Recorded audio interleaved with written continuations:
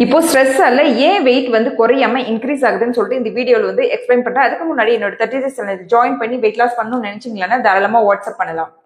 First one வந்து hormonal changes. Over think பண்றதுனால stress hormone cortisol வந்து செக்ரேட் ஆகும் உங்களுக்கு. அதனால வந்து ஓவர் வந்து பசி எடுக்கும், பிளஸ் வந்து ஓவர் கிரேவிங்ஸ் வந்து இருக்கிறதுனால வெயிட் லாஸ் பண்றது உங்களுக்கு வந்து டிஃபிகல்ட்டியா அமையும். செகண்ட் ஒன் வந்து உங்களுடைய ஸ்லீப்பிங் பேட்டர்ன் வந்து டிஸ்டர்ப் ஆகுறதுனால உங்களுக்கு ஹங்கர் ஹார்மோன் வந்து இன்க்ரீஸா வந்து செக்ரேட் ஆகும். அது என்னன்னு சொல்லிட்டு பாத்தீங்கன்னா ghrelin leptin hunger hormone increase பண்றதுனால உங்களுக்கு ஓவர் அப்பிடைட் வந்து இருக்கும்.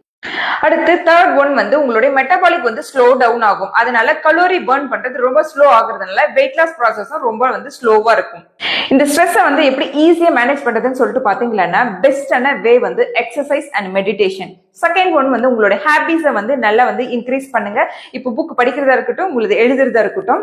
தேர்ட் ஒன் வந்து ஓவர் திங்கிங்கை வந்து கண்ட்ரோல் பண்ணுங்க. இப்போ நெக்ஸ்ட் வீடியோல ஏன் ஸ்வீட்டை வந்து வெயிட் லாஸ் பண்ணும்போது அவாய்ட் பண்ணணும்னு சொல்லிட்டு தெளிவா எக்ஸ்பிளைன் பண்ண போறேன். மறக்காம